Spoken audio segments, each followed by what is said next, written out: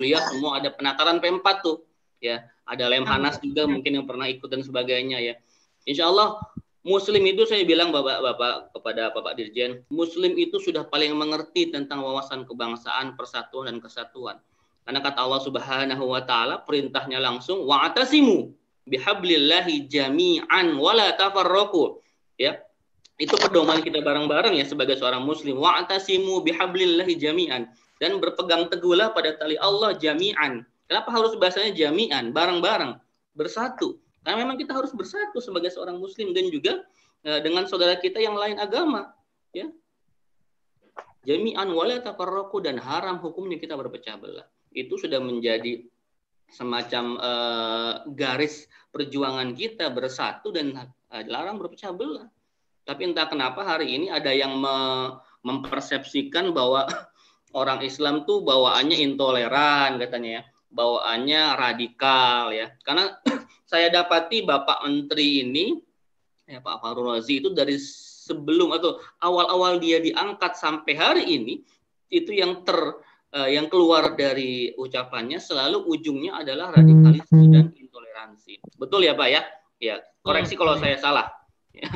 Yang keluar tuh kebanyakan masalah itu, sehingga persepsi publik akhirnya mencerna bahwa Bapak ini itu ngurusin agamanya cuma satu gitu loh, ngurusin agama Islam dan ngurusinnya radikalisme dan intoleran. Itu yang menjadi persepsi publik.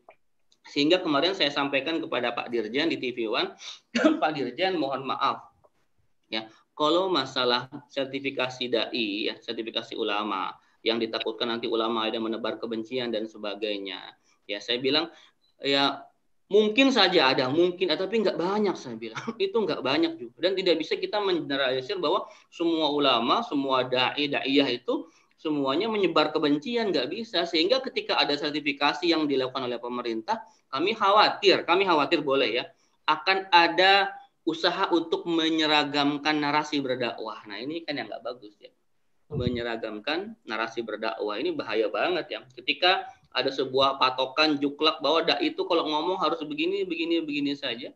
Nah, itu sudah nggak benar itu. Nah, ini kita tolak seperti itu. Kalau sekedar nama wawasan kebangsaan, walaupun kita sudah tahu wawasan keilmuan, it's okay, no problem. Namun ketika ada mencoba menggiring ya narasi berdakwah para dai untuk tidak, mohon maaf, tidak kritis misalkan, untuk tidak berteriak ketika ada sesuatu yang mengganggu umat ya.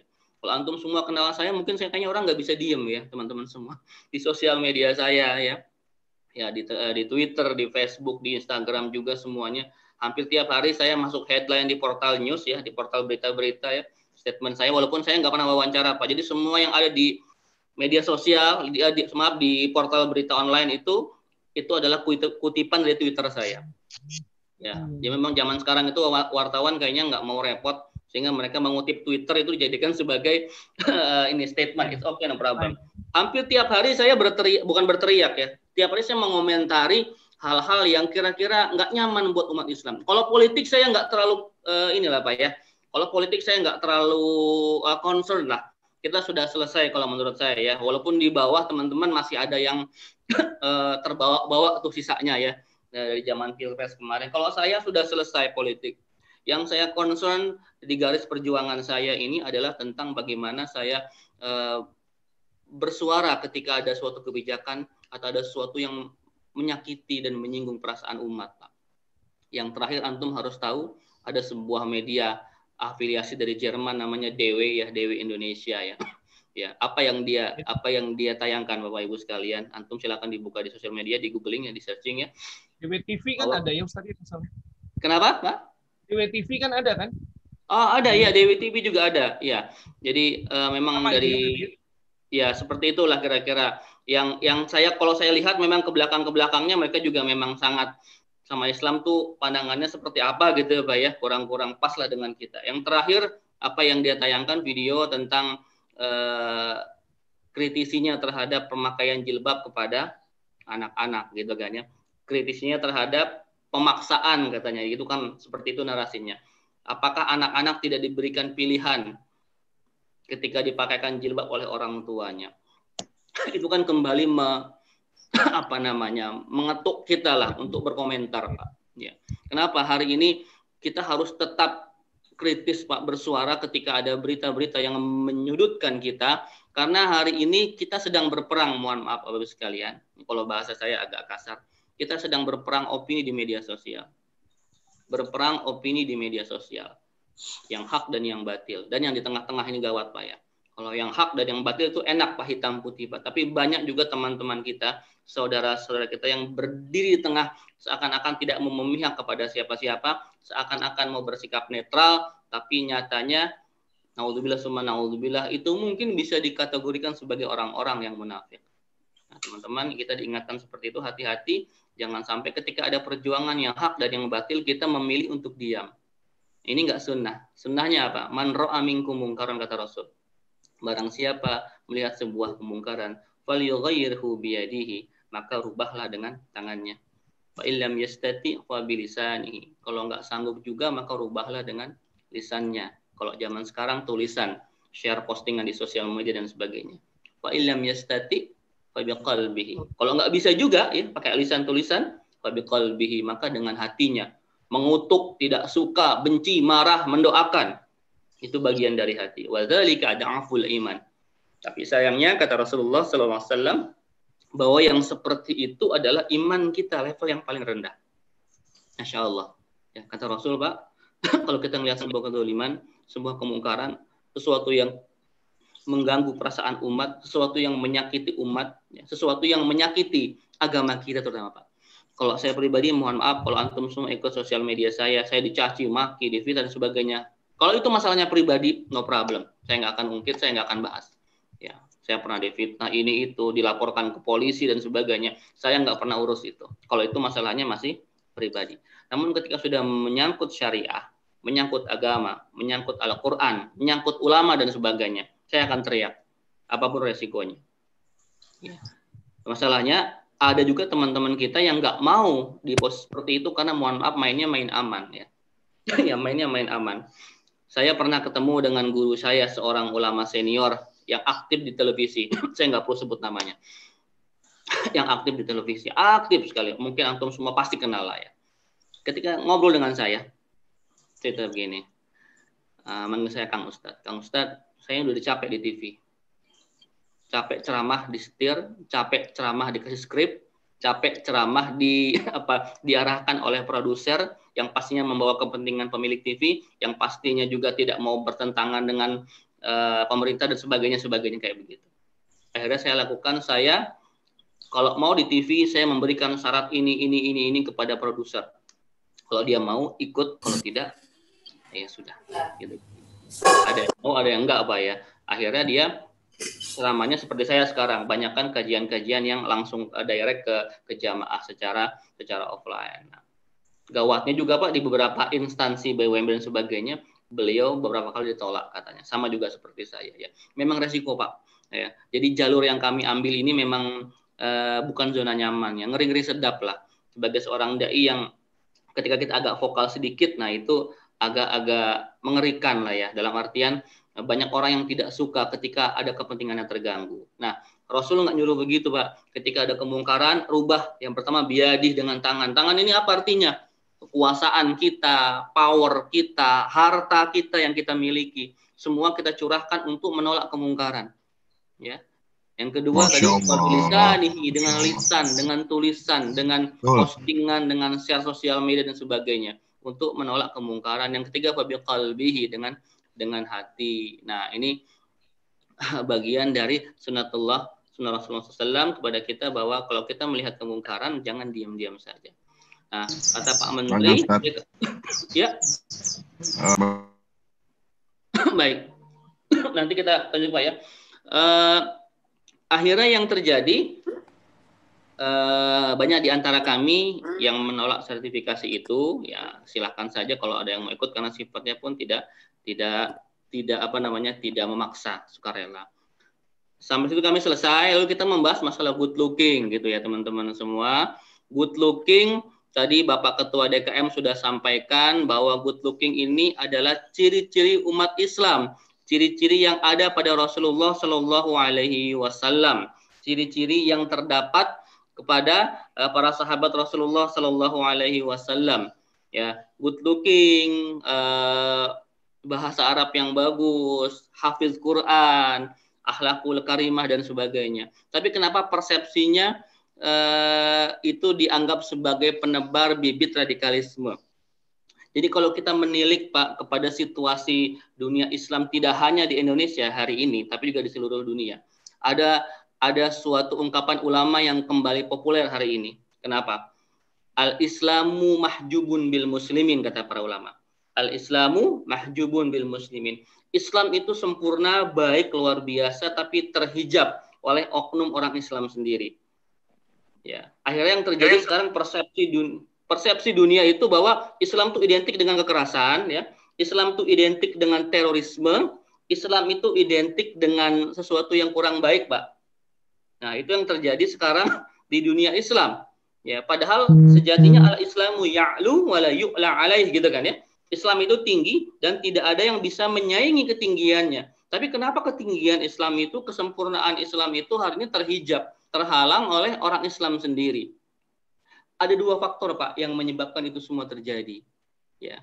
Yang pertama ada faktor eksternal, yang kedua faktor internal yang menyebabkan dunia Islam seperti itu, seperti ini hari ini. Ya. Yang kedua eksternal. Teman-teman semua harus tahu bahwa memang ada orang-orang yang benci sama Islam, Pak. Kalau saya ngomong begini itu bukan saya paranoid, bukan saya ketakutan, bukan saya berlebihan, Pak. Tapi memang ada orang-orang yang menganut Islamofobia. Itu ada, Bapak. Dan saya sering diskusi dengan mereka. Orangnya orang Islam, Pak, tapi kadang-kadang pemahamannya Islamofobia. Yang pertama faktor eksternal, Pak. Orang-orang yang membenci umat Islam. Allah rekam di surah nomor 2 ayat 120. A'udzubillahi minasyaitonirrajim. Walan tarda ankal yahudu walan nasara hatta tattabi'a millatahum. Gitu kan ya, Pak ya? Mungkin antum semua sudah tahu ayat ini, dan tidak akan pernah ridho orang Yahudi dan orang Nasara sampai kita ikut milah mereka. Allah yang bilang, bukan saya. Nggak akan pernah ridho orang Yahudi dan Nasara sampai kita ikut milah mereka. Apa milah itu, Pak? Milah itu kan sesembahan agama lah ya, Pak ya. Tapi sekarang itu tidak lagi dijadikan tujuan utama. Orang-orang yang membenci Islam tidak harus menggiring umat Islam murtad. Tidak harus menggiring umat Islam keluar dari Islam. Cukup dengan merubah, mohon maaf, gaya hidupnya. Cukup dengan merubah pandangannya terhadap agama. Cukup dengan merubah gaya misalkan ekonominya, politiknya, dan segala macam aspek kehidupan. Ya, tidak lagi mengikuti ajaran Islam, tapi keluar dari Islam, tasyabuh kepada agama lain. Itu sudah cukup bagi mereka. Begitu, Pak. Jadi ketika antum mungkin pernah baca sejarah di Perang Salib, Pak ya. Itu kenapa ada perubahan strategi besar dari musuh-musuh Islam untuk menyerang kaum muslimin. Dulu itu ketika terjadi Perang Salib, Pak ya, itu Islam sudah hampir menang sebenarnya ya. Namun ketika itu ada sebuah peristiwa yang menjadi tonggak perubahan. Ada panglima dari tentara salibis yang ditawan oleh pasukan Islam, ditawan di penjara, diperlakukan dengan sangat manusiawi, dengan sangat baik, dengan sangat ramah ya, manusiawi sekali. Ya, itu beda kalau orang Islam yang ditawan oleh pasukan kafir gitu, Pak ya, disiksa, diinterogasi dan sebagainya. Namun si panglima kafir ini ditahan oleh tentara Islam dengan sangat lembut, dengan sangat baik, sangat manusiawi. Setiap hari dia melihat ketika malam itu para penjaga sipir penjara itu, mereka yang kalau siang itu berperang begitu dahsyat ya, seperti singa kelaparan, nggak pernah takut mati dan sebagainya. Kalau malam kok kayak anak kecil. Mereka sering nangis ya, sering membacakan sesuatu tapi kok nangis. Dilihat ini sedang apa? Oh, sedang sholat yang pertama, Pak. Sedang sholat malam, mereka nangis ya. Dilihat lagi sedang baca Quran, nangis seperti anak kecil yang merengek-rengek gitu.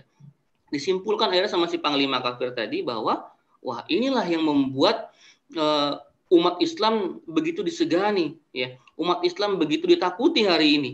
Karena itu dia kirimkan surat kepada rajanya, wahai rajaku, mulai sekarang kalau untuk menghancurkan umat Islam jangan lagi menggunakan serangan secara fisik. Jangan lagi menggunakan perang secara militer gitu ya. Ya.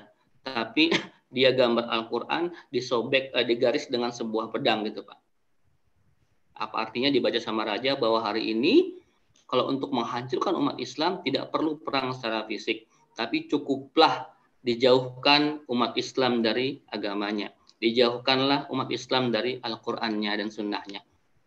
Ketika itu dilakukan, ditarik pasukannya, diganti dengan mengirimkan para wanita penghibur, diganti dengan mengirimkan upeti-upeti harta, diganti dengan mengirimkan kenikmatan dunia kepada pasukan muslim dan para pemimpinnya. Setelah terlena, kembali diserang, selesai, Pak.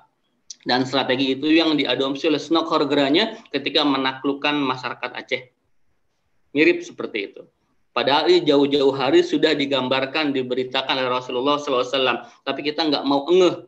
Kata Rasul, di hadis riwayat Abu Dawud, Pak, yusikul umamu an tada'a alaikum kama tada'al akalatu ila qas'atiha, kata Rasul. Akan tiba masanya, waktu itu beliau bicara seperti itu, 14,5 abad yang lalu. Akan tiba masanya, umat Islam itu bagaikan hidangan yang dikerebuti, yang diperebutkan mangsanya, yang diperebutkan para pemangsanya. Umat Islam bagaikan makanan yang diperebutkan orang-orang yang sedang kelaparan. Itu kejadian kita terjadi hari ini. Yusikul umamu an tada'a alaikum kama tada'al akalatu ila qas'atiha. Wa min qillatin nahnu yawma idzin. Ada para sahabat yang bertanya, wahai Rasulullah, apakah jumlah kita pada waktu itu sedikit? Qala bal antum yawma idzin katsir, kata Rasul. Rasul bersabda, tidak, jumlah kita pada waktu itu sungguh banyak. Jumlah kita pada waktu itu mungkin bahkan mayoritas seperti di Indonesia hari ini. Ya, walakinnakum gusaun ka gusa'is sail. Tapi sayangnya banyaknya kita itu bagaikan buih di lautan. Dan itu terjadi hari ini, Bapak Ibu sekalian, ketika kita mayoritas, ketika kita banyak, ketika kita jumlahnya itu luar biasa, tapi kita seperti buih di lautan. Apa buih di lautan karakteristiknya, Bapak Ibu sekalian?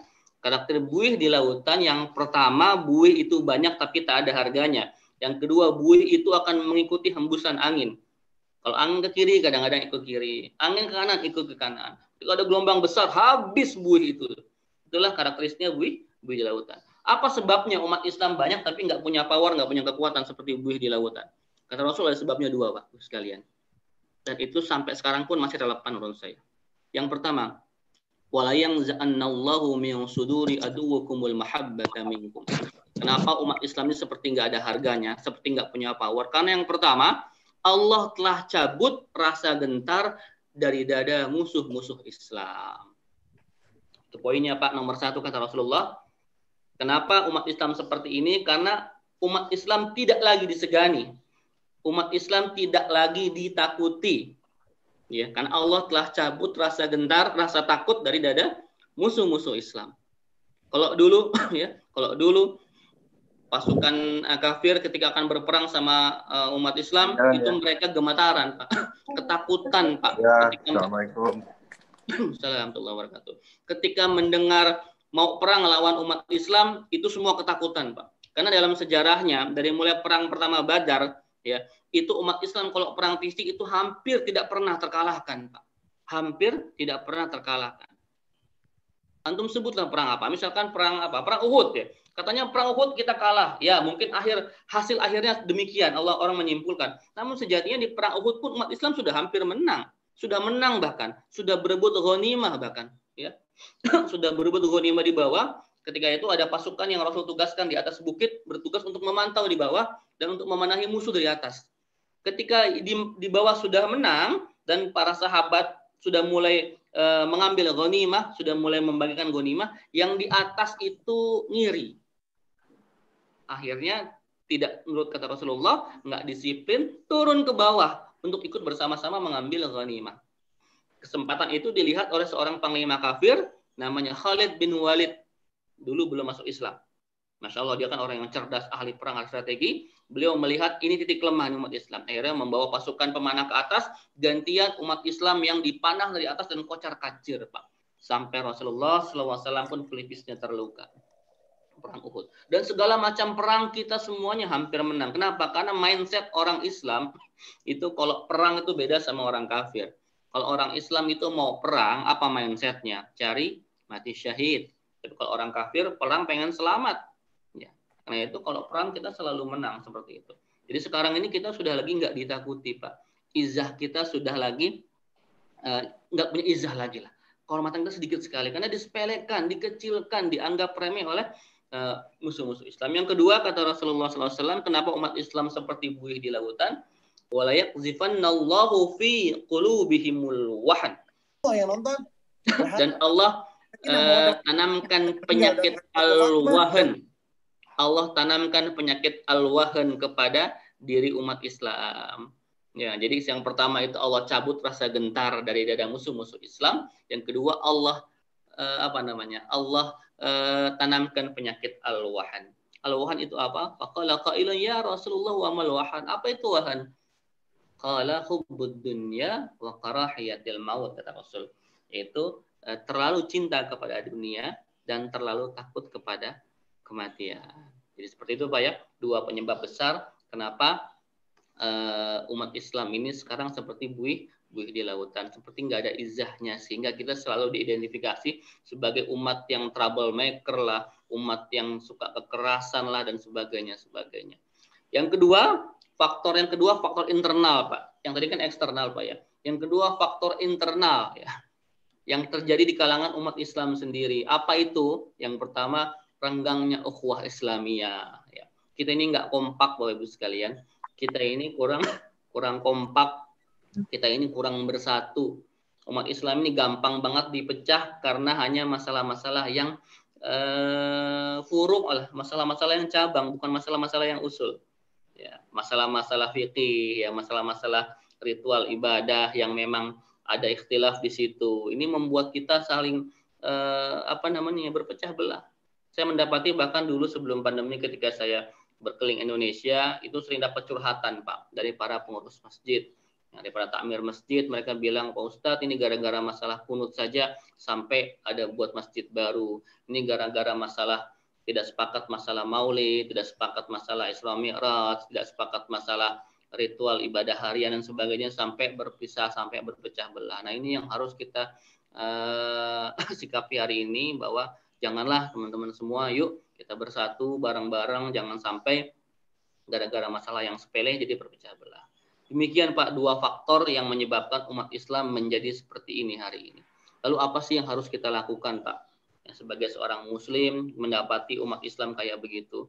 Saya bilang ada 7 elemen Pak. Ada 7 elemen yang harus kita perhatikan. Bagaimana caranya kita kembali membangkitkan kejayaan Islam di muka bumi ini. Saya akan ulas pelan-pelan, kalau sempat, kalau tidak sempat nanti mungkin disambung kapan-kapan ya sekalian.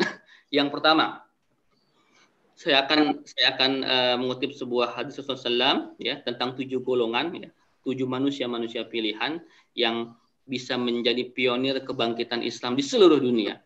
Kata Rasulullah SAW, sab'atun yudhilluhumullah fi dhillih yawma la dhilla illa dhilluh. Ada 7 golongan yang Allah akan selamatkan, Allah masukkan ke surga. Ya, di hari tak ada pertolongan kecuali pertolongan Allah Subhanahu wa taala. Dan 7 elemen itu saya lihat menjadi komponen kebangkitan umat Islam di seluruh dunia.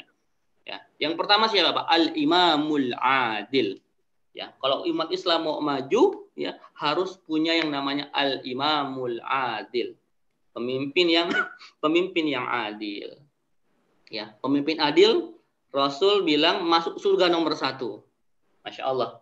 Pemimpin adil Rasul bilang masuk surga nomor 1. Kenapa harus pemimpin adil? Kenapa toh enggak misalkan ulama ya? Kenapa toh enggak misalkan seorang syuhada, atau kenapa bukan seorang ibu rumah tangga yang solehah, atau mungkin seorang penghafal Quran ya? Kenapa harus pemimpin yang adil? Karena pemimpin yang adil itu bisa melakukan sebuah jihad yang tidak bisa kita lakukan. Apa itu? Dia bisa buat undang-undang, dia bisa buat peraturan, ya, dia bisa buat sebuah keputusan yang mampu menyejahterakan umat, yang mampu menyolehkan umat, Pak. Karena dalam Islam itu tugas seorang pemimpin itu ada 2. Jadi kalau antum sekarang sedang sibuk, mungkin sedang sibuk pilkada ya, walaupun kami sudah menolak nih keberlangsungan pilkada pada bulan Desember nanti di tengah pandemi ini. Andaikan ini memang tetap terjadi, ya, dalam era pilkada seperti ini, juga di pilpres nanti tahun 2024, apa sih yang harus menjadi karakter kita untuk memilih calon pemimpin kita? Cuma 2, Pak. Ya, yang pertama dalam Islam itu karakteristik pemimpin yang pertama harasatuddin, ya. Jadi kalau antum semua milih pemimpin, cari pemimpin yang harasatuddin. Apa itu? Mampu menjaga agamanya. Ya. Yang nomor satu, Bapak sekalian, karakteristik pemimpin dalam Islam itu harasatuddin dulu, Pak. Dia mampu menjaga agamanya. Enggak ngurus dunia dulu, itu nomor dua. Yang satu harasatuddin, yang kedua wasiyasatuddin dunya biddin. Mengatur urusan dunia dengan agama, Masya Allah. Ya. Yang pertama mampu menjaga agama, yang kedua mengatur urusan dunia dengan agama. Jadi itu karakternya, Pak. Saya nggak sebut nomor, saya nggak sebut nama calon. Silahkan nanti Bapak di Tangsel mungkin ya mau ada pemilihan ya. Ya silahkan siapa saja lihat di antara calon-calonnya yang kira-kira mampu menjaga agama Islam, mampu menjaga agama. Yang kedua mampu mengurus dunia dengan agama. Al-Imamul Adil yang Rasulullah SAW bilang akan masuk surga pertama. Ini menjadi kunci kebangkitan, Pak. Kalau kita mau bangkit, kita harus punya seorang leader yang luar biasa, pemimpin yang luar biasa. Banyak contoh, ya sejarah Islam tuh menceritakan kepada kita bagaimana banyak sekali pemimpin-pemimpin adil. Ya, saya kalau sebutin mungkin nggak selesai seharian, Pak ya. Saya akan ambil satu contoh lah, Pak ya. Mungkin Bapak sering baca ya, sering baca. Ini cicitnya Umar bin Khattab. Cicitnya Umar bin Khattab, namanya Khalifah Umar bin Abdul Aziz. Ya, sosok pemimpin Al-Imamul Adil. Saya akan ambil satu contoh dari orang yang bernama Khalifah Umar bin Abdul Aziz. Beliau ini siapa? Cicitnya Umar bin Khattab. Ketika diangkat pertama menjadi khalifah, apa yang beliau lakukan, Pak? Beliau mendatangi istrinya, karena kebetulan beliau juga orang yang kaya. Ya, bukan dari hasil pemerintahan, tapi memang hasil dari bekerja. Orang yang kaya, punya banyak harta, punya banyak perhiasan istrinya. Apa yang beliau lakukan pertama ketika menjadi khalifah, diangkat jadi khalifah, beliau sampaikan kepada istri, wahai istriku, copot semua perhiasanmu, sumbangkan semua kepada Baitul Mal. Ya, jadi pertama yang dilakukan adalah membersihkan hartanya dan keluarganya agar tidak terjadi fitnah. Walaupun harta itu berasal bukan dari pemerintahan. Harta itu berasal dari hasil usahanya sendiri, Masya Allah. Jadi saking nggak mau adanya fitnah tentang harta, beliau menyerahkan semua hartanya di hari pertama kepemimpinannya, disumbangkan semua ke Baitul Mal agar tidak terjadi fitnah. Ya, beliau membuat banyak peraturan yang sangat luar biasa. Salah satunya adalah beliau langsung menerapkan pemotongan zakat infak sedekah kepada seluruh penggawa istana. Seluruh pasukan istana dari mulai raja sampai pasukan paling bawah semua langsung dipotong zakat infak sedekah. Seperti itu. Sampai pengelolaan keuangan negara luar biasa, surplusnya luar biasa, ya, APBN-nya luar biasa, negara sejahtera, rakyat semua sejahtera. Sampai hari itu, Bapak Ibu sekalian, tidak ada satupun orang miskin di Daulah Islamiyah yang di bawah pimpinan Umar bin Abdul Aziz. Masya Allah, cari orang miskin satu, nggak ada. Sampai Khalifah membuat sebuah sayembara hari itu. Apa kata beliau? Wahai rakyatku, wahai rakyatku, jika kalian bisa menemukan satu orang miskin di negeri kita, maka aku akan berikan hadiah. Ya, jadi beliau menantang kepada seluruh rakyatnya untuk mencari seorang miskin dan beliau akan berikan hadiah. Hari itu Daulah Islamiyah terbentang di 8 negara, Pak. Tidak cuma satu negara seperti Indonesia, tapi ada 8 negara. Ya, dari mulai Sana'a ya di Yaman sampai dengan Darul Baydo. Darul Baydo itu sekarang Casablanca, Maroko. Dari mulai Sana'a di Yaman ya sampai dengan Darul Baydo. Sana'a masuk ke Jordan, lalu masuk ke Mekah, lalu masuk ke Mesir, Libya, Tunisia, Aljazair, Maroko, Pak. 8 negara Daulah Islamiyah yang terbentang luas, 8 negara. Yang kalau kita mungkin flight itu bisa 8 jaman, Pak. Cari satu orang miskin nggak ketemu, Masya Allah. 8 negara, orang miskin satu nggak ketemu. Kalau di kita, jangan 8 negara, Pak. 8 meter, Pak. Ketemu orang miskin gitu ya. Itu Masya Allah. Saking luar biasanya di zaman pemerintahan Umar bin Abdul Aziz. Ya, 8 negara, satu orang miskin itu nggak ada. Halo? Ya, baik. Saya lanjutkan. Masya Allah ya. Jadi di zaman beliau itu, Pak, sampai Masya Allah. Salah satu karakter yang beliau paling menonjol adalah beliau sangat takut ketika menggunakan uang negara. Beliau sangat takut sekali ketika ada yang bukan haknya dia ambil. Pernah dalam sebuah kisah yang sangat masyhur, Pak. Suatu ketika beliau sedang menginspeksi gudang, ya, gudang, kalau kita mungkin gudang Bulog gitu, Pak, ya. Itu ada buah-buahan, ada sayur mayur dan sebagainya, ada bahan pokok di situ. Ketika itu beliau mengajak anaknya, melihat buah-buahan yang begitu banyak apel-apel yang ranum, si anak yang masih kecil tadi, Bapak, ya, itu mengambil satu buah apel, ya, di tengah ribuan apel yang sangat banyak, diambil satu saja, dia gigit. Ya, anak kecil namanya, Pak, anak kecil melihat apel yang ranum dia gigit gitu, ya. Diketahuilah oleh ayahnya, lalu ayahnya menghampirinya, membentak anaknya dengan sangat keras. Keluarkan, nak, keluarkan apel itu. Dengan bentakan yang sangat keras sampai dimuntahkan, lalu sang anak itu menangis ngadu sama ibunya. Ya. Lalu ibunya pun mendatangi suaminya, wahai suamiku, kenapa engkau begitu tega sama anak kita? Bukankah ini hanya segigit apel? Sedangkan di gudang itu ada ribuan apel yang juga merupakan hakmu juga sebagai seorang khalifah. Apa jawaban Khalifah Umar bin Abdul Aziz? Wahai istriku, aku lebih sayang kepada anak kita ini. Ya. Aku tidak mau nanti di akhirat dia akan mempertanggungjawabkan segigit apel yang telah dia gigit, yang itu bukanlah haknya. Masya Allah. Anak seorang khalifah makan segigit apel diomelin sama bapaknya. Itu yang terjadi kepada Khalifah Umar bin Abdul Aziz. Dulu juga pernah terjadi di kisah Umar bin Khattab, ya, ketika beliau berdiskusi dengan anaknya, beliau bertanya, wahai anakku, kita diskusi ini untuk keperluan apa? Keperluan negara ataukah keperluan pribadi keluarga?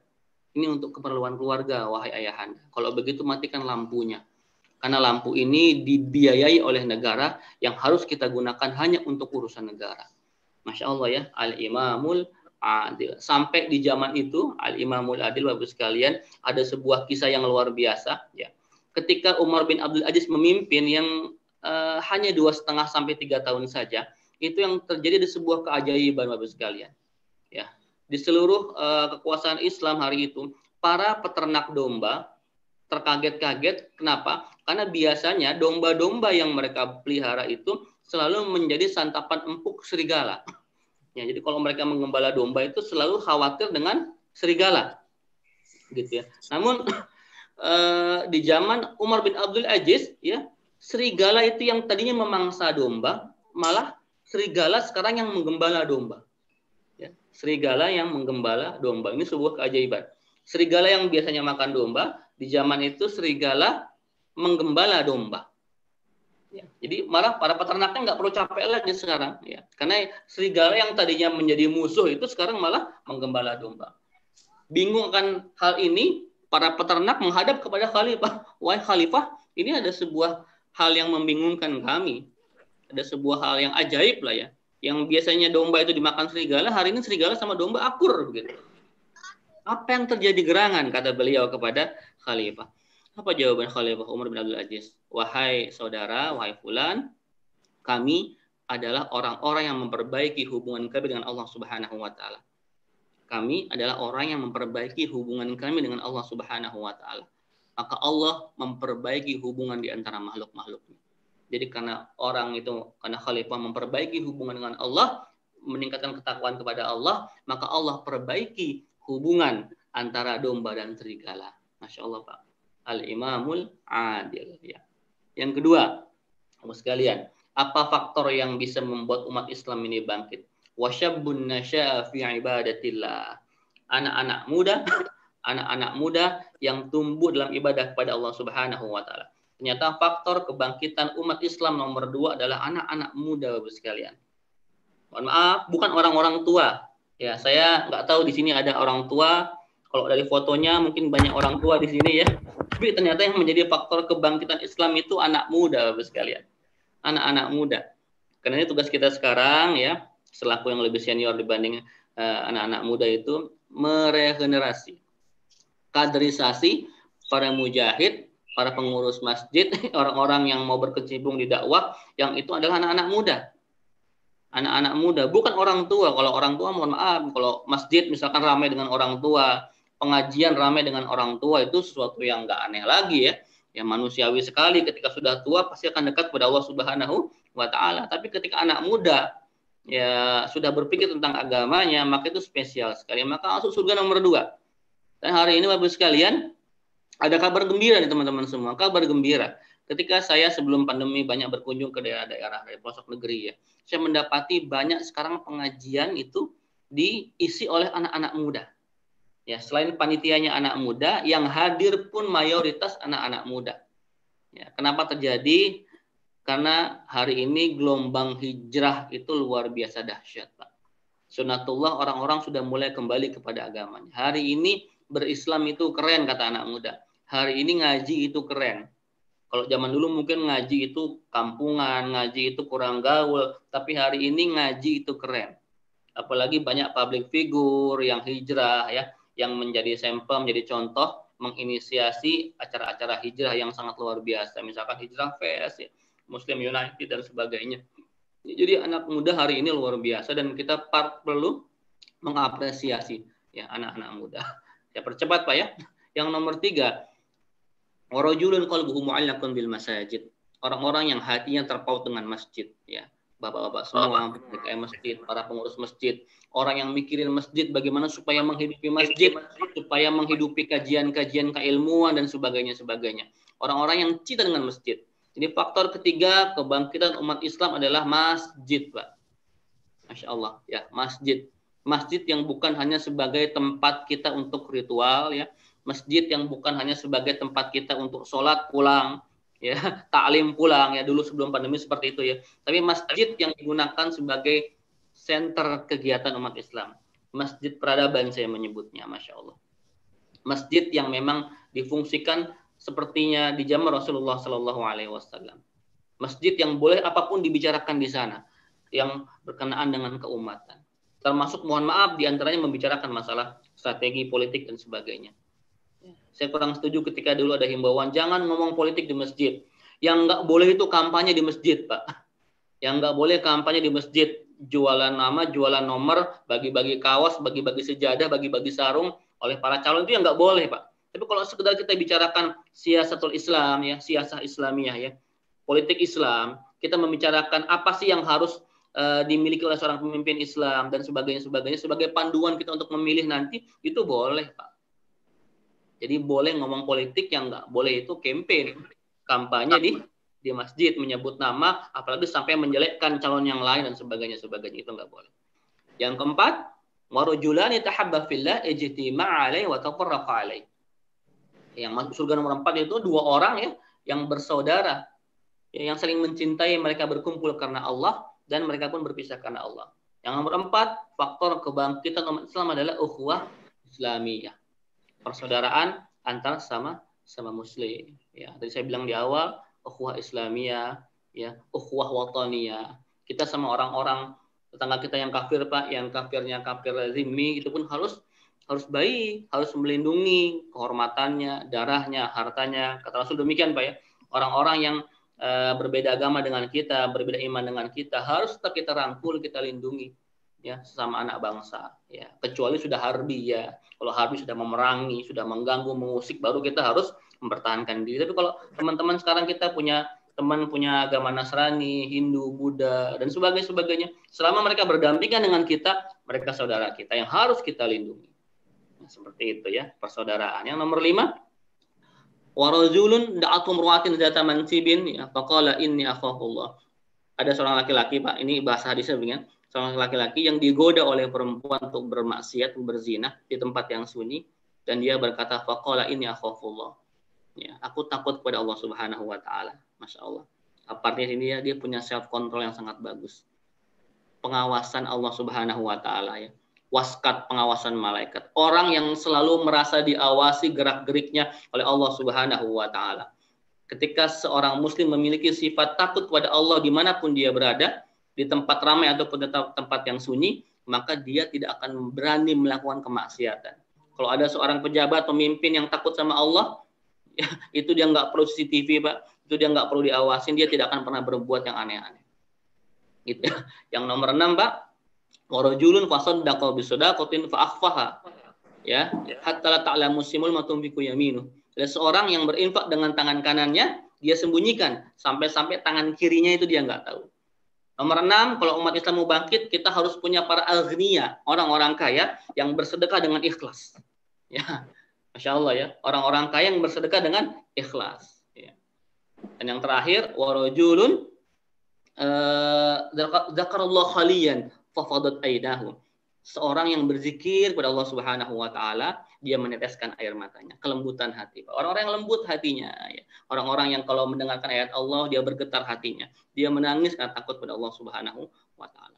Itu tadi beberapa faktor yang bisa membawa kita kembali kepada kejayaan umat Islam yang dijanjikan Rasulullah Shallallahu alaihi wasallam. Jadi hari ini Bapak sekalian, umat Islam itu sedang mengalami tekanan luar biasa dari berbagai macam penjuru. Ya, orang mencegah supaya umat Islam ini nggak bangkit, tapi demi Allah, seperti sesuai dengan janji Rasulullah SAW, mereka boleh saja ya mencegah bunga-bunga agar tidak tumbuh mekar mewangi. Ya, mereka menekan bunga supaya layu, supaya nggak berkembang. Tapi demi Allah, mereka tidak akan bisa mencegah datangnya musim semi. Karena musim kebangkitan umat Islam itu pasti akan segera terjadi. Biidznillah. Alhamdulillahirabbil. Terima kasih Bapak sekalian. Ini ada tanya jawab Bapak Dedi? Ada Ustaz. Ya. Silakan dipersilakan. Terima kasih. Ya, Assalamualaikum warahmatullahi wabarakatuh. Assalamualaikum warahmatullahi wabarakatuh. Alhamdulillah Ustaz, terima kasih atas tausiahnya. Memang benar apa yang Ustaz katakan tadi ya, ciri-ciri nanti calon pemimpin kita itu harus dipilih. Yang satu adalah apa tadi? Dinu harokah ya. Satu, harokatuddin, jadi memikirkan urusan agama. Yang kedua adalah mengurus urusan dunia dengan urusan agama. Ya, saya pertanyaan pertama dari saya nih Ustadz ya. Sekarang menurut Ustadz, apakah sejak kita merdeka kita pernah memiliki pemimpin seperti itu? Kalau kita tidak pernah memiliki pemimpin seperti itu, ya wajar saja keadaan kita sampai sekarang itu masih seperti itu. Karena memang kita tidak pernah punya pemimpin seperti itu. Menurut Ustadz bagaimana? Wah, ini mancing-mancing nih Pak Dudi nih. Saya pribadi tidak mau ya, tidak punya hak juga untuk mengevaluasi pemimpin-pemimpin yang ada di Indonesia. Tapi sejauh pemandangan saya ya, karena kalau kita kasih alasan, kan orang luar kasih alasan Indonesia ini bukan negara agama, Indonesia bukan negara Islam dan sebagainya. Jadi karakter yang tadi saya sebutkan itu katanya sih nggak bisa diterapkan di Indonesia karena kita katanya bukan negara agama. It's okay lah, kita terima itu. Namun kalau saya pribadi, ya selama saya hidup ya, saya kan generasi 80-an Pak ya. Saya nggak mengalami zamannya yang presiden yang pertama gitu Pak. Saya nggak tahu dari mulai yang pertama sampai sekarang, saya sih belum terlalu melihat Pak ya. Atau mungkin saya yang salah. Saya belum terlalu melihat ya Islam ini dijadikan sebagai sebagai sebuah hukum yang utama begitu ya. Kita kan majority nih Pak ya. Apalagi di sila nomor 1 kan ya, ketuhanan yang Maha Esa. Kalau tambahkan sama Piagam Jakarta, dan kewajiban melaksanakan syariat Islam bagi pemeluknya. Kalau saya melihat dari yang saya hidup ya, mungkin zaman Pak Harto sampai zaman sekarang, itu belum ada pemimpin yang mampu mengurus dunia, mengurus negara kita dengan agama. Ya. Kalau saya nyebut karakteristik para khalifah di zaman dulu, ya mungkin jauh panggang dari api ya Pak ya. Ya kalau kita juga nggak tahu lah di seluruh dunia sekarang ada apa enggak Pak. Kita ngomong secara worldwide ya, secara global ya. Apakah kita pernah mendapati karakter pemimpin yang tadi saya sebutkan di awal di seluruh pemimpin dunia? Saya juga nggak tahu. Kalau saya ngomong Erdogan misalkan nih sekarang ya Erdogan. Apakah Erdogan sudah seperti Umar bin Abdul Aziz? Juga kayaknya belum sampai tahap situ ya. Tapi minimal agak lumayan lah. Ketika apa? Ketika mampu untuk membela kepentingan agamanya. Kan hari ini banyak orang takut gitu Pak ya. Ya jangankan pemimpin, kita orang biasa pun ketika ngomong tentang agama kita dan itu agak sedikit bersinggungan dengan yang lain, kita agak-agak minggir gitu Pak ya. Sampai mohon maaf, kita ngomong kata kafir pun dibilang intoleran, dibilang radikal, ketakutan ngomong kata kafir. Lalu apa yang salah dengan kata-kata kafir? Ya, kafir itu kan biasa aja sebenarnya gitu ya. Jadi seperti itu Pak ya. Kalau saya pribadi ya selama saya hidup sih belum sepertinya merasakan kenikmatan menjadi seorang muslim di negara mayoritas Islam. Seperti itu. Ketika apalagi sekarang ketika mencoba untuk kita berislam secara kafah saja sudah banyak yang ketakutan, sudah banyak yang dicurigai gitu Pak ya. Ketika mohon maaf misalkan ada akhwat yang pakai niqab dicurigai, ada teman-teman kita yang pakai celana cingkrang dicurigai ya dan sebagainya. Nah, ini kan juga sepertinya kita nggak hidup di negara yang mayoritas muslim gitu lah. Karena lucunya ada orang Islam juga yang menganut Islamofobia. Ya gitu ya Pak ya. Jadi kalau saya pribadi sih belum Pak ya. Tapi yang lain saya nggak tahu Pak ya. Silahkan teman-teman mengevaluasi sendiri. Jazakallah khair. Tapi menariknya ini Ustadz ya, sedikit saya tambahkan lagi bahwa justru sebelum merdeka itu kita memiliki banyak pemimpin Muslim yang katanya yang ya katakan harokatuddin lah ya. Apakah karena memang pada waktu itu kita punya musuh bersama gitu, sehingga muncullah pemimpin-pemimpin yang adil itu. Setelah tahun 45 kita nggak punya musuh bersama nih. Bapak ingat dulu ketika 2016 ketika ada aksi penistaan agama ya oleh mantan gubernur Jakarta ya.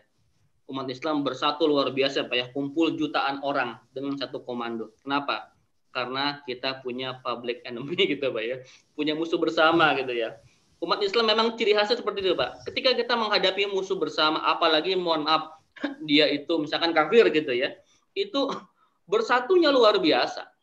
Ya, dari zaman dulu ketika kita punya musuh bersama, zaman dulu mungkin zaman penjajahan kita punya Belanda, kita punya Jepang, punya Sekutu dan sebagainya. Itu sudah. Kenapa? Langsung syahid Pak. Fatwanya syahid. Ya, ketika 10 November di Surabaya, fatwa Bung Tomo, fatwa Kiai Haji Hashim Asy'ari, syahid. Ya, perang melawan Sekutu itu syahid. Sehingga ya sudah, bismillahirrahmanirrahim. Sudah bela agama, bela bangsa begitu kan ya. Hari ini ketika kita betul Pak, kita nggak mendapati musuh bersama. Ya, yang kita dapati malah orang-orang yang dui dalam daging Pak ya, musuh dalam selimut, yang ada di gray area itu Pak yang abu-abu itu berat Pak. Berat Pak. Jadi sekarang kita banyak menghadapi bukan musuh Pak, tapi mungkin saudara-saudara kita sendiri. Saya nggak sampai ngomong orang munafik Pak ya. Tapi begini Pak, dulu para sahabat tuh sudah sangat marah Pak. Ketika ada seorang tokoh Madinah namanya Abdullah bin Ubay bin Salul, ya antum mungkin tahu semua ya. Abdullah bin Ubay bin Salul itu gembongnya orang munafik Pak. Gembongnya ya, ini ya, pemimpinnya orang munafik. Ya, sampai sudah banyak kekacauan yang dia timbulkan gara-gara ulahnya. Ketika akan diniatkan ya Rasulullah, izinkan aku memenggal kepalanya kata Umar. Izinkan aku memotong kepala ini, orang udah keterlaluan nih, udah menjadi sumber kerusakan. Apa jawab Rasul Pak? Jangan engkau sakiti dia. Kenapa ya Rasulullah? Dia orang munafik, sudah menyebarkan berbagai macam ketakutan, propaganda dan sebagainya. Apa jawab Rasul Pak? Dia masih saudara kita sama Muslim. Jangan sampai terekam dalam sejarah kita pernah menyakiti, membunuh saudara kita sendiri. Itu Pak masalahnya Pak sekarang Pak. Dan kita banyak mungkin mendapati Abdullah bin Ubay bin Salul yang lain hari ini. Dan kita nggak bisa ngapa-ngapain tentang itu Pak. Kita seperti itu Pak. Baik, cukup kayaknya. Ini ada pertanyaan dari chat ya. Pertama tentang fenomena orang gila ini. Ini gimana ya Tat ya? Apakah memang mesti kita hukum secara masyarakat atau bagaimana ini Ustaz? Orang gila ya Pak ya. Ini kan sebenarnya ini kasus lama Pak ya. Banyak sekali orang-orang gila yang dulu saya entah kemana kasusnya. Ya yang terakhir kemarin muncul ya karena Syekh Ali Jaber itu karena kasus Syekh Ali Jaber ya. Ya walaupun banyak analisa yang menyatakan bahwa yang kejadian pada Syekh Ali Jaber itu. Kalau yang lain Pak yang di Sumatera Selatan kemarin mungkin karena masalah pribadi. Yang di Riau sebenarnya masjid yang pernah saya isi itu Pak ya. Itu pun karena orang gila Pak, orang gangguan jiwa yang yang sedang dalam proses ruqyah ya, tiba-tiba dia menyerang sang imam. Memang kalau dilihat tidak ada tendensi yang lain-lain selain itu Pak ya. Tapi kalau yang kemarin kasusnya Syekh Ali itu saya belum mendapati result terakhirnya, gimana update terakhirnya ya. Dengan berbagai macam analisa, kalau saya pribadi ya kalau kita melihat rekaman videonya memang tidak seperti orang gila, mohon maaf ya. Tidak seperti orang gila kalau gaya menusuk seperti itu, mengincar leher dan sebagainya. Tapi sekarang kan tidak ada ke arah sana. Ya, kalau kita menuntut tolong diusut siapa dalangnya, siapa di balik itu semua, itu sampai sekarang kan belum ketahuan. Nah, jadi kalau kita melihat fenomena orang gila ini, ya, saya pun nggak mau terlalu menyimpulkan tanpa data dan fakta yang jelas ya Pak, takut nanti jadi fitnah juga. Intinya apa? Hari ini kita ini banyak mendapati pembenci dakwah Pak. Ya, kalau kita simpulkan sekarang berarti yang membenci dakwah, yang membenci ulama itu orang gila gitu ya Pak ya. Itu kesimpulan saya, yang benci ulama itu orang gila. Saya setuju. Jadi apa ya kira-kira ya Pak ya? Saya setuju banget itu Ustaz. Iya. Pokoknya yang benci ulama tidak orang gila gitu aja Pak ya.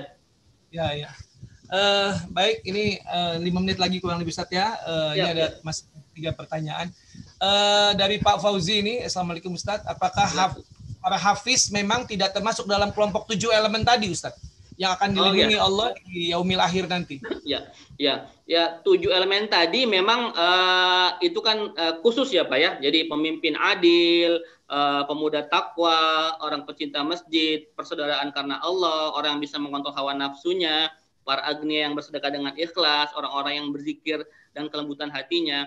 Memang hafiz Quran nggak ada di situ Pak. Tapi ketika Rasul berbicara tentang sebuah hal atau misalkan ada sebuah hadis, itu pasti juga ada yang lain pendukung-pendukungnya Pak. Ya, yang 7 itu memang nggak termasuk hafiz. Tapi kalau untuk keutamaan hafiz sendiri, masya Allah Pak, jangan diragukan lagi. Yang pertama, kata Rasulullah SAW dalam hadisnya yang lain, Iqra'ul Quran, fa innahu ya'ti yaumal qiyamati syafi'an li ashabi. Ya, bacalah Quran, hafalkan Quran. Ya, karena sungguh nanti mereka akan datang, Quran akan datang kepada kita di hari akhirat, ya, menjadi syafaat penolong buat kita kalau kita butuh pertolongan. Jadi ini malah hadisnya spesial sendiri. Kalau tadi kan 7 golongan tuh ditolong Allah. Yang ini sendirian tuh Pak. Ashabul Quran. Ya, pembaca, penghafal, pengamal Quran itu dapat syafaat spesial sendirian Pak. Masya Allah ya. Jadi kalau kita gabungkan lagi itu juga ada Pak di situ Pak. Dan hafiz keutamanya Masya Allah. Antum kalau punya anak hafiz beruntung banget ya. Kalau antum belum hafiz, punya anak hafiz, nanti di akhirat mereka akan memakaikan kepada kita mahkota raja Pak, mahkota dan baju kebesaran. Ketika ditanya, ya Rob, ini dari mana ya Rob? Ya, ini karena anak-anakmu menjadi penghafal Quran. Dan Masya Allah, surga kita, jika Allah izin kita masuk surga, surga kita ditentukan seberapa banyaknya hafalan Quran kita. Makanya kalau antum hafal Quran, insya Allah akan mencapai derajat level Jannatul Firdaus. Amin ya. Rabbal alamin. Ya bahkan kalau menurut saya sih penghafal Quran itu kan sudah tidak perlu disebut lagi karena itu keluarganya Allah. Kalau udah keluarga, Masya Allah, udah nggak perlu lagi. Udah nggak ngomong lagi lah ya. Pas ditolong gitu ya ada keluarga ya. Udah pasti kalau keluarga kan keluarga kita nggak usah ditanya lagi gitu, pasti kita tolong gitu kan. Masya Allah. Baik, pertanyaan berikutnya adalah dari Bu Lili, bagaimana bila yang terpilih adalah pemimpin yang tidak amanah dan tidak mengedepankan Islam, Ustaz? Bagaimana dengan nasib kami yang tidak memilih atau yang memilih gitu? Oke lah, tadi konteksnya kan kita bicara Indonesia ini oke lah bukan negara agama. Ketika yang dipilih, yang terpilih, yang misalkan qadar Allah harus misalkan mohon maaf ya, bahkan orang kafir sekalipun gitu ya. Lalu bagaimana nasib kita? Gitu kan ya. Ya, yang memilih ataupun nggak dipilih. Ya nasib kita yang pertama, kalau itu masalah urusan dunia ya sudah nggak masalah lah ya. Tapi begini ya sekalian, ketika mohon maaf misalkan ada orang kafir yang memimpin umat Islam ataupun orang Islam lah ya memimpin umat Islam, tapi kebijakannya itu menyakiti umat Islam, maka kita berhak untuk tidak taat kepadanya. Ya, ketika ada kebijakan-kebijakan yang menyerang umat Islam, yang mendiskreditkan kita, ya, yang tebang pilih kayaknya kalau umat Islam tuh kayaknya di nomor sekian kan ya, kalau ada kejadian bom langsung umat Islam tersangkanya. Tapi kalau ada kejadian kekacauan di Papua misalkan gitu ya, itu hanya gerombolan pengacau bersenjata. Nggak ada kata-kata teroris seperti itu. Nah ini yang menjadi concern kita, perhatian kita, bahwa memang demi Allah Pak ya, kalau saya pribadi pengen banget Indonesia boleh kan punya mimpi lah. Kita ini rakyat Indonesia 225 juta Muslim. Masa sih nggak boleh punya cita-cita pengen dipimpin seorang pemimpin yang soleh, pemimpin yang hafal Quran misalkan, atau bacaan Qurannya bagus. Nanti suatu ketika Pak, ketika mungkin Idul Fitri, jadi imam sholat plus jadi khotib. Antum pengen nggak Pak? Jadi kalau antum bilang, pernah nggak Indonesia dipimpin oleh orang yang begini begitu? Saya bilang gini, pernah nggak Indonesia dipimpin oleh seorang presiden yang ketika Idul Fitri di Istiqlal misalkan, dia jadi khatib dan dia jadi imamnya, yang membuat seluruh warganya menangis, bersemangat dan sebagainya. Kalau itu aja Pak ya, kalau itu aja saya akan sujud syukur Pak demi Allah. Dan kita boleh dong punya mimpi kayak begitu ya Pak ya, Budi ya. Ya, pengen kayak sangat begitu. Boleh. Sangat boleh kan ya, pengen kayak begitu, Masya Allah. Insya Allah nanti Ketua DKM Nurul Kolbi Ustadz doain aja. Oh amin, Masya Allah, Masya Allah, Masya Allah. Amin, amin, amin, amin. Allah. Baik, ini dari Pak Imanuddin. Zaman sekarang ini bilang Zionis itu musuh bersama ya Ustadz ya. Bagaimana kampanye yang tepat untuk mengatakan bahwa Zionis itu adalah musuh, tapi tanpa mengajak umat anti terhadap produk-produk Yahudi, karena produk Yahudi itu memang sudah mendarah daging ya di kalangan umat Muslim. Ya, salah satunya yang kita pakai tiap hari ya Pak ya, Instagram, Facebook, ya, juga nih handphone kita juga banyak punya Yahudi ya. Ya memang berat ya Pak ya. Ini juga menjadi senjata musuh-musuh kita ya. Ketika kita campaign tentang Zionis, ketika campaign kita tentang kebiadaban Israel, langsung Ustadz itu kok muat status di media punya Yahudi dan sebagainya. Saya suka begini Pak, saya suka bilang begini. Dengan jawaban-jawaban, dengan pertanyaan seperti saya jawab gini. Dulu Indonesia ini merdeka ya, berjuang melawan penjajah. Apa yang dilakukan para pahlawan kita? Merebut senjata penjajah yang kita gunakan untuk menyerang penjajah, untuk menaklukkan penjajah. Karena kita nggak punya senjata. Kita nggak punya senjata. Kita ambil senjata mereka, kita gunakan untuk menyerang mereka. Ya kira-kira seperti itulah sekarang. Ya, kira-kira seperti itulah sekarang. Ya, kita gunakan ya walaupun nggak menyerang sih, kita gunakan untuk dakwah, kita gunakan untuk campaign kebaikan, kita gunakan kalau memang ada kejadian di luar, penindasan di Israel, di Rohingya, di Xinjiang dan sebagainya, kita suarakan walaupun lewat media punya orang Yahudi. Karena sampai sekarang ya kita belum punya yang seperti itu. Dan challenge buat kita sebagai umat Islam hari ini, kita kenapa nggak bisa buat sih? Ya, kenapa kita nggak bisa buat yang kayak begini? Kita pernah buat ya tapi masih nggak berkembang gitu. Karena kita nggak kompak. PR besar buat kita. Hari ini kita berjihad di bidang teknologi informasi, Pak. Masya Allah, Pak. Ya, baik. Seperti itu kira-kira, Pak. Baik. Iya. Mungkin pertanyaan terakhir ada, Bapak-Bapak Ibu, kalau ada yang mau bertanya langsung, dipersilahkan. Baik, kalau tidak ada, karena sudah setengah 7 juga, saya cukupkan. Kita ucapkan jazakallah khairan katsira kepada Ustadz Hilmi. Semoga ilmunya menjadi berkah buat kita semua. Menjadi sebuah pengetahuan kita bahwasanya pentingnya kita memiliki pemimpin yang pemimpin yang soleh ya. Amin. Amin. Terputus sepertinya.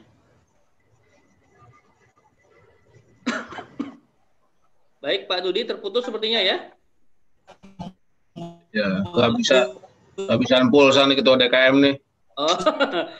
Si agamanya dan mengurusi urusan. Baik, ini jangan lupa salurkan sedekah ya di dalam di rekening ini DKM Nurul Qalbi. Salurkan sedekahnya. Ini sedekahnya. Nah, sebagaimana pesan Ustadz Andian, ayo kita jadi pemenang dengan cara apa? Dengan cara kita membeli surga dengan sedekah kita. Jangan jadi pecundang. Jadi yang namanya bersedekah itu tidak hanya dalam keadaan lapang, tapi juga dalam keadaan sempit. Alladzina yunfiquna fis sarai wad dharai wal kadhiminal ghaidh wal 'afina 'anil nas. Yang itu orang-orang yang bersedekah itu yang dengan dalam keadaan sempit ataupun dalam keadaan lapang, itulah yang akan mendapatkan surganya Allah yang seluas langit dan bumi. Amin. Jadi jangan lupa salurkan sedekahnya, akan membuat kajian kita tetap berlangsung, majelis ilmu kita tetap berlangsung, dan pahala insya Allah akan tetap mengalir pada Bapak Ibu sekalian. Baik, satu lagi bahwasanya kita sudah memasuki waktu syuruk. Jangan lupa setelah acara ini lakukan sholat syuruk 2 rakaat sebagaimana sabda Rasulullah, barang siapa yang sholat berjamaah subuh kemudian dilanjutkan dengan zikir atau majelis ilmu dan ditutup dengan sholat syuruk 2 rakaat, maka pahalanya seperti pahala haji dan umrah, tamah, sempurna. Baik, kita akhiri. Mohon maaf apabila ada kata-kata yang kurang berkenan. Terima kasih sekali lagi pada Ustadz dan Bapak Ibu sekalian yang sudah hadir. Billahi taufiq wal hidayah. Kita akhiri dengan ucapan hamdalah dan doa kafaratul majelis. Alhamdulillahirabbil alamin.